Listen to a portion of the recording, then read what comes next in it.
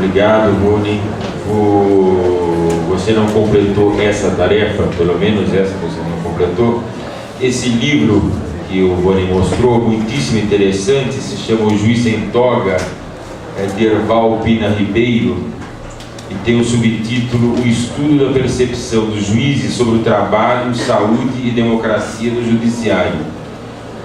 Pode-se dizer que é um tema muito específico, mas eu diria que muito interessante, porque abre muito o leque da questão do trabalho e da questão da saúde, que ele tanto destacou aqui na intervenção dele. Com isso, que o nosso tempo está correndo muito rápido, eu vou passar a palavra para o professor da Universidade Federal Rural do Rio de Janeiro, José dos Santos Souza, que vai fazer o fecho parcial, né, da mesa, com a sua exposição, antes de nós passarmos a bola para o lado de lá da mesa. Bem, boa noite a todos, boa noite ao Marcos, que está coordenando a mesa aí de uma forma brilhantemente disciplinada, a João Portilho, do Sindicato dos Bancários, do qual eu fui sindicalizado durante um tempo da minha vida, para o Volney Rosalém, do Sinjusc, né? E a Suzana Sorachevski, do Diese. Não é que eu pedi orientação aqui ao lado, já estava treinado, eu treinei 3 vezes, já sabia como. Eu gostaria de iniciar, né, essa exposição, primeiro parabenizando a organização do seminário, em especial ao professor Giovanni Alves, ao Roberto Leme Batista e ao Renan Araújo, que tem feito o trabalho de carregar o piano, né, e merecem a nossa deferência aqui. Por sinal, eles nem estão aqui no plenário, que eles saíram resolver algum problema, né, com exceção do Roberto. Bem, quando o Giovanni me convidou para falar sobre formação sindical, eu não sei se ele quis dar essa conotação de eu ter o papel do professor universitário que queria falar sobre o tema, porque eu fiquei muito feliz, porque eu sou da direção do meu sindicato, então eu achei que eu estava vindo nessa condição. De repente, aqui na mesa, eu me vi numa minoria. Mas como eu sou negro, eu estou habituado a fazer parte da minoria, então é tranquilo para mim assumir essa tarefa, que também é da minha natureza, porque eu sou docente, pesquisador e assumo essa tarefa com muita tranquilidade também. Mas falar sobre formação sindical é uma coisa que me dá gosto, porque é um tema que eu pesquisei durante alguns anos. E eu pude, não especificamente a formação sindical, eu pesquisava como o movimento sindical tratava a questão educacional. Então, em um momento das minhas pesquisas, a formação sindical acabou se encontrando. Então, acho que para iniciar essa conversa, eu acho que a gente precisa fazer alguns pontos de referência, principalmente sobre o processo histórico do desenvolvimento da formação sindical no Brasil. Para isso, eu vou tomar como referência empírica a ação e as formulações de 4 centrais sindicais brasileiras, que é a CUT, a Força Sindical, a CGT e a SDS, né, que foram as centrais que eu me debrucei com mais profundidade. Então, primeiro a gente precisa delimitar uma coisa seguinte: a formação sindical, ela se confunde muitas vezes se a gente não fizer uma delimitação clara. Primeiro é entender que a formação sindical é um processo educativo que ocorre, né, e como tal, como um processo educativo, tem uma natureza, ele tem um conteúdo, tem um método e tem sujeitos.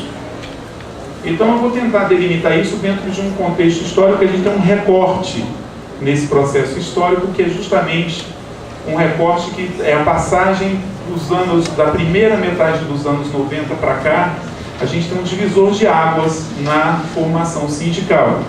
E esse divisor de águas vai dar conotações distintas a justamente esses elementos que compõem o processo educativo, que é a natureza, o conteúdo, o método e os sujeitos.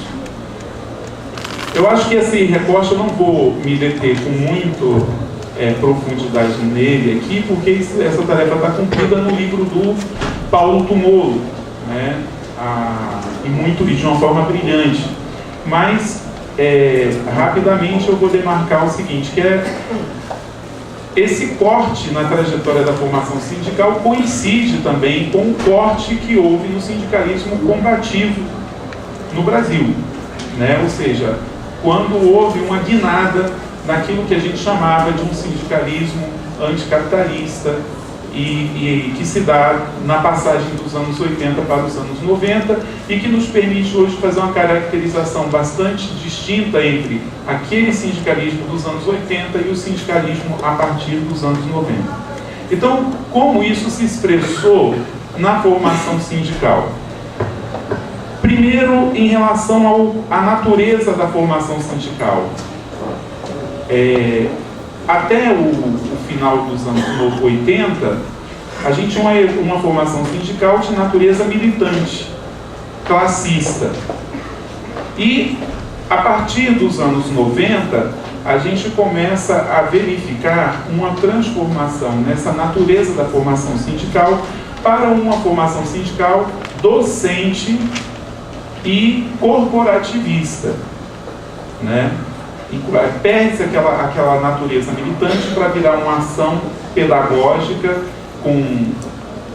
muito parecida com aquela que ocorre dentro dos estabelecimentos escolares, e praticamente as abordagens sobre a formação profissional, sobre a formação sindical, elas se abstêm de qualquer consideração de natureza classista. Bem, com relação ao conteúdo, até os anos 80, predominou um tipo de conteúdo que tinha teoria marxista, estratégia sindical e subsídios para a compreensão das relações de trabalho e até do próprio conteúdo do trabalho.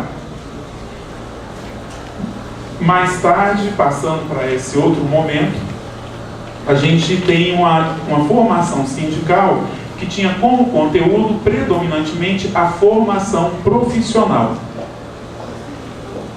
Com relação ao método, se antes nos anos 80 a gente tinha uma formação sindical onde se dava por meio de reuniões, de encontros em finais de semanas, de cursos oferecidos, mas não no formato escolar, e muitas vezes se dava nos próprios congressos, se dava também através de material bibliográfico específico, dirigido para uma categoria específica. A partir dos anos 90, a formação sindical ganhou uma outra cara. Ela passou a ter cara de cursos de formação profissional financiado pelo governo. Esses cursos eram cursos de curta duração e muitas vezes, e quando eu digo muitas, é muitas mesmo, além de 90%, muitas vezes voltadas para as demandas do mercado de trabalho. E, por último, os sujeitos dessa formação. Se antes nós tínhamos uma formação sindical cujos sujeitos eram os trabalhadores sindicalizados e muitas vezes lideranças de partidos políticos que militavam no movimento sindical, e essa formação se dirige a essas pessoas para justamente prepará-los para essa tarefa. A partir dos anos 80, a formação sindical se volta principalmente para os trabalhadores desempregados ou em situação de risco de perder o emprego. É claro que essa caracterização que eu fiz, ela é bastante genérica e eu poderia fazê-la com mais detalhe e com mais confirmações empíricas, mas o tempo que eu tenho não vai me permitir. Mas só para dar um dado da conjuntura que expressa essa mudança, e eu diria assim, que aí já é a consolidação dessa mudança, ou como diria o Elomar, um cantor regional que eu admiro muito, é a consubstanciação da mudança, um evento que ocorre em 2002, quando a Central Única dos Trabalhadores, a CUT, ela reúne 700 trabalhadores, representando todos os estados brasileiros e, somada a essas pessoas, uma delegação internacional com representantes de 15 países para realizar uma conferência da Política Nacional de Formação da CUT. Bem, nessa ocasião, destacava-se o posicionamento do então ministro do governo Itamar Franco, né, que era o Murilo Ringel, presente nessa conferência. Ele teceu elogios à iniciativa da CUT e a preocupação dessa central para com a educação. E, segundo afirmava a pessoa que na época era o secretário nacional de formação da CUT, que era o Altemir Tortelli, o objetivo daquela conferência era estimular o debate sobre as mudanças no âmbito do Estado e como essas mudanças se expressavam no desenvolvimento das políticas públicas, especialmente na educação de jovens e adultos. E também era o objetivo daquela conferência possibilitar a socialização de experiências de educação de trabalhadores e trabalhadoras da base da CUT e de outras entidades comprometidas na elaboração de uma proposta de educação verdadeiramente emancipatória. Então, o curioso é que o emancipatório aí passa a ser muito vinculado à ideia de dar oportunidades de educação profissional e não aquela educação de formar para o embate entre capital e trabalho. Ao que tudo indica, né, parecia não haver muita polêmica acerca dos encaminhamentos da Política Nacional de Formação da CUT. É o que a gente chama no congresso, no meio sindical, aquele congresso consensual, né, aquele congresso que tudo flui de uma forma tranquila, e essa foi uma característica. E quem estuda o movimento sindical vai entender por que em 2002, dentro da CUT, as coisas já estavam mais, vamos dizer assim, ou mais ou menos polêmicas. Bem, pois nessa conferência praticamente todos os dirigentes, especialmente o Lúcio Gutierrez e o João Felício, eles abordaram a importância do projeto cutista de uma educação voltada para o trabalhador, não mais para o sindicalista, para o sindicalizado.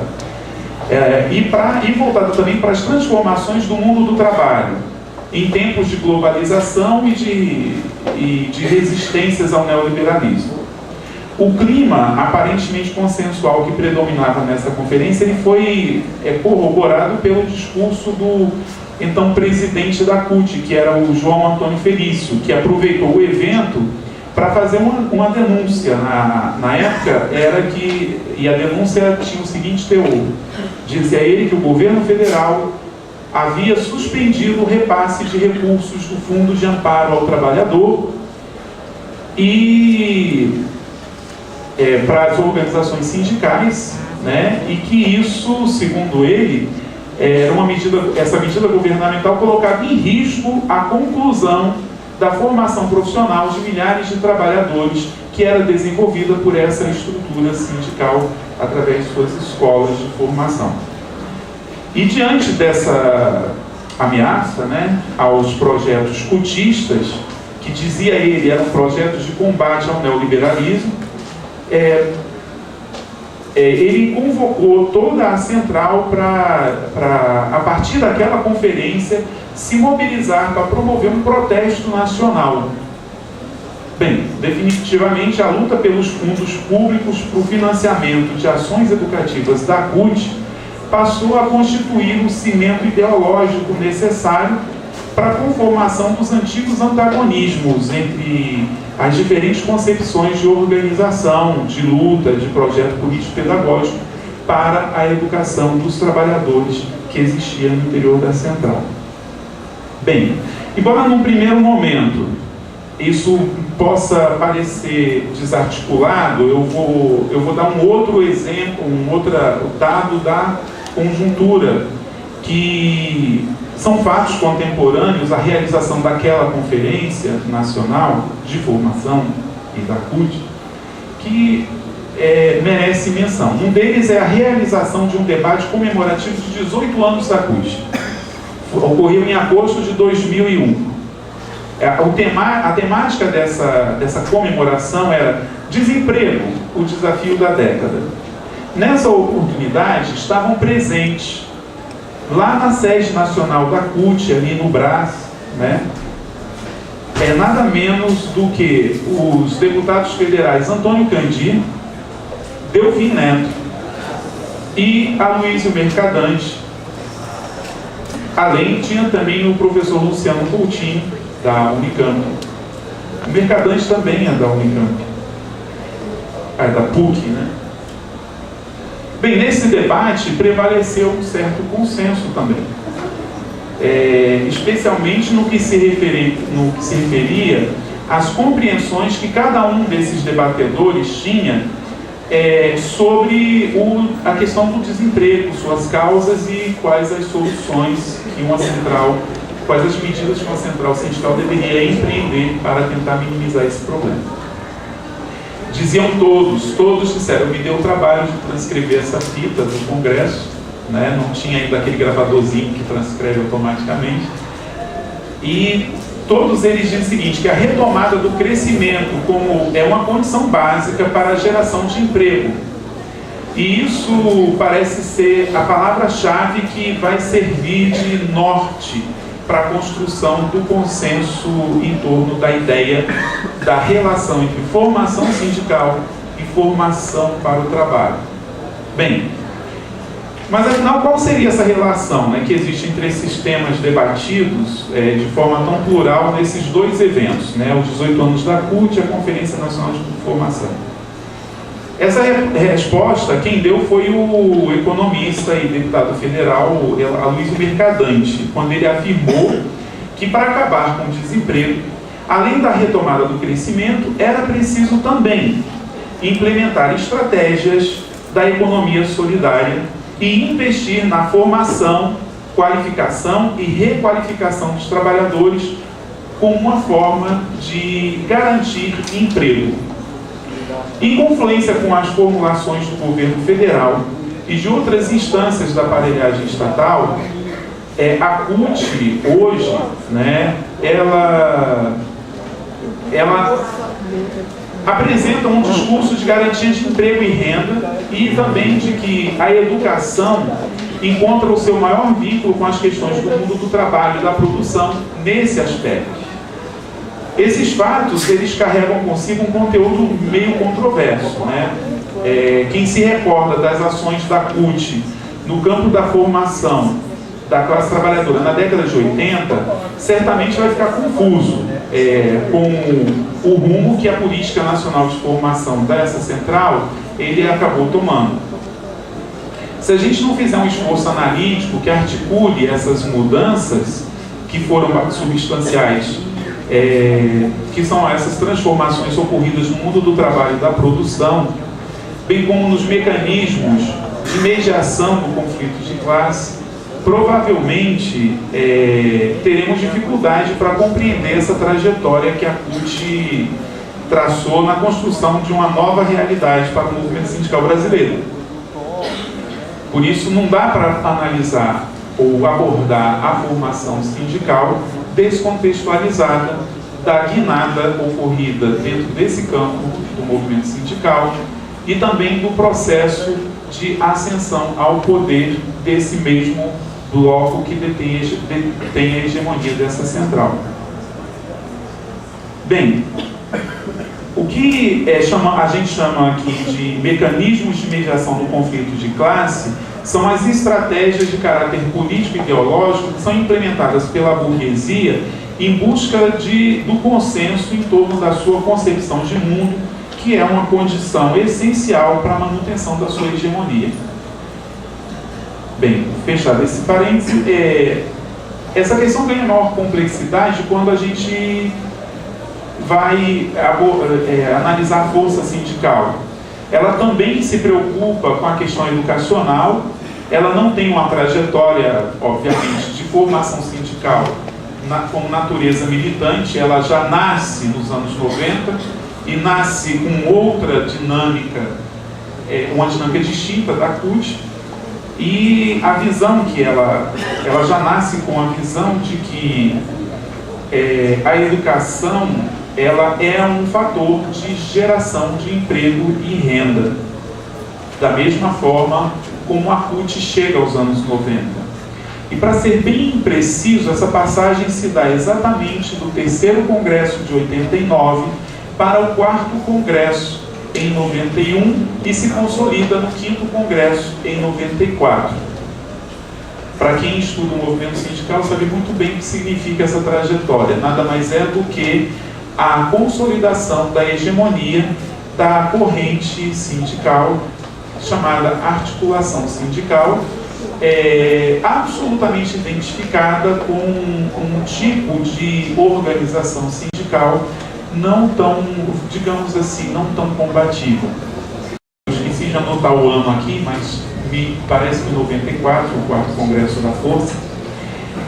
E no seu 4º Congresso, ela reafirmava o discurso de que as ações públicas de intermediação de forças de trabalho jamais deveriam ser desvinculadas da formação e da qualificação profissional, com vistas na principal fonte de financiamento dessas ações, qual seja o Fundo de Amparo ao Trabalhador.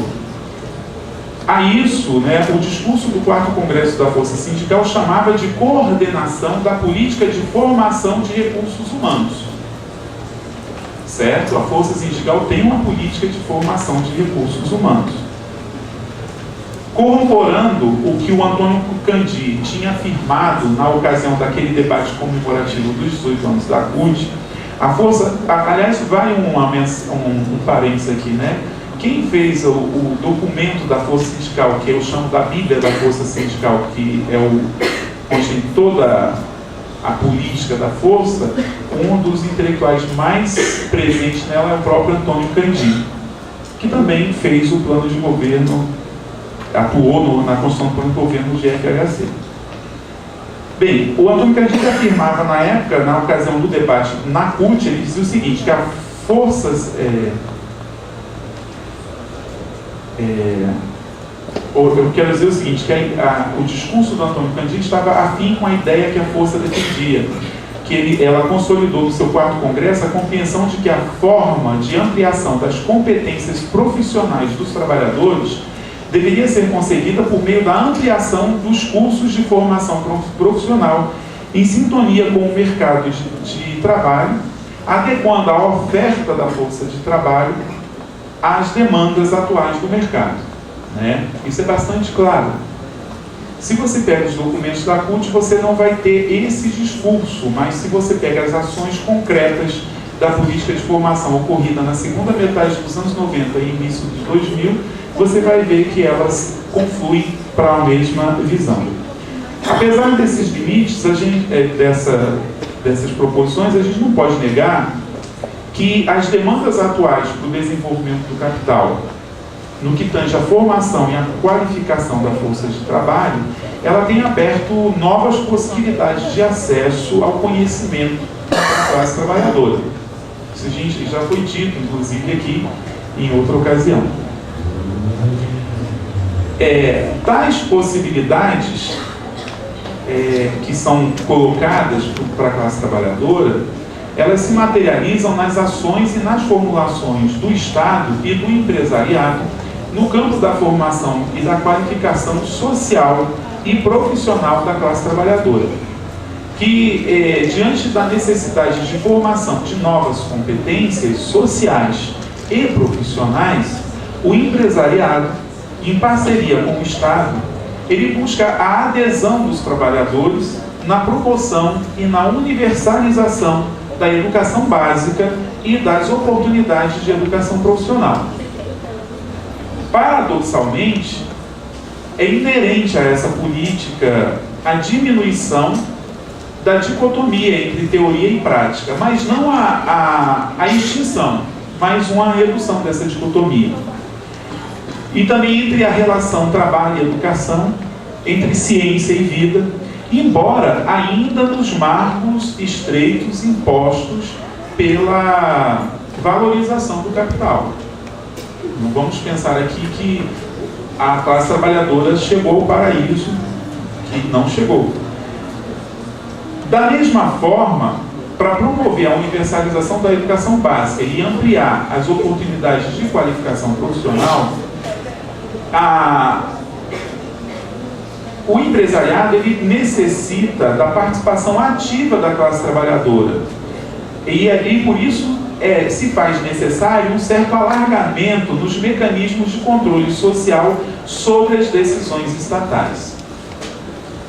Dito isso, temos aí a justificativa para o Estado, em parceria com o empresariado, criar uma engenharia institucional capaz de conformar a representação da classe trabalhadora em todo um processo de gestão, eu vou botar aí gestão entre aspas, de gestão dos fundos o Fundo de Amparo ao Trabalhador, que é justamente aquilo que vai financiar esses cursos de formação profissional, que em algum momento da trajetória do movimento sindical passou a ser considerado como a formação sindical.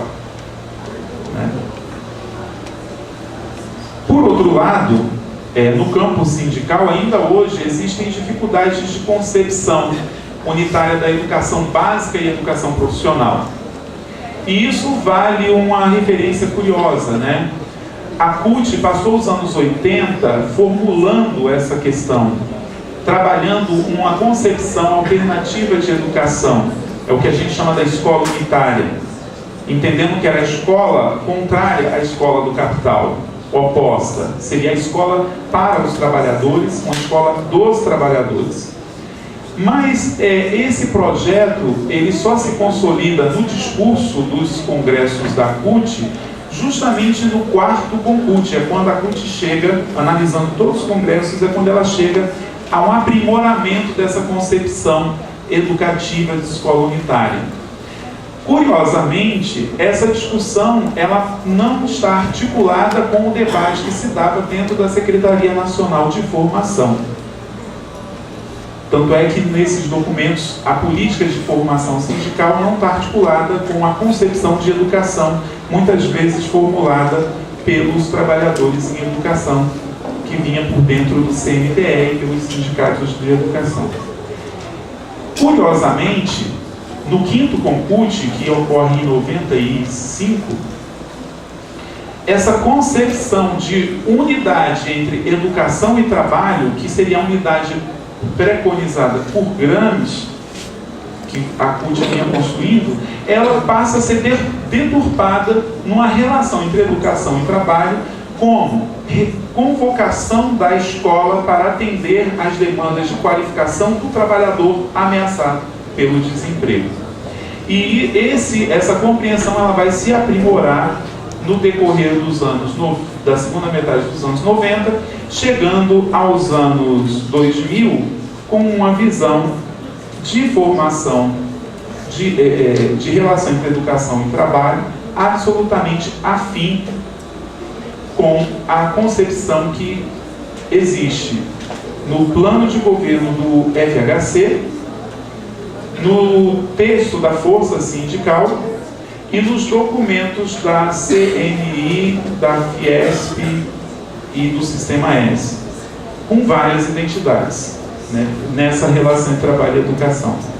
Bem, com isso, a formação sindical, para concluir, a formação sindical hoje ser tratada, desvinculada desses elementos, desses fatos históricos, ela é absolutamente afim com a própria visão que gerou essa conjuntura, que é justamente desvincular a ideia de formação sindical da ideia de luta de classes, do espaço da luta de classes. E aí a gente traz a formação sindical para o campo da luta corporativa, né? E aí a gente passa a ter uma formação, as poucas alternativas existentes hoje de formação sindical, aquela que foi implementada com recursos do FAT e só cessou porque os recursos do FAT minguaram, essas alternativas têm se dado num campo absolutamente imediatista, para formar o trabalhador para atender às suas demandas imediatas no cotidiano do trabalho, que também deve fazer parte da formação sindical. Mas a questão de classe foi abstraída, a discussão do capitalismo enquanto uma ordem social perversa para a classe trabalhadora não é mais conteúdo dessa formação, de modo que traz a formação sindical um desafio muito grande. Para ela se tornar uma formação para a classe trabalhadora, necessariamente se faz premente o resgate da questão da luta de classes e a questão a compreensão do sistema capitalista enquanto um sistema ontologicamente perverso para o trabalhador, para aquele que produz. Bem, eu vou terminar, acho que eu já botei polêmica suficiente para o debate, e eu vou agradecer a oportunidade de estar à mesa e partilhar dessa discussão.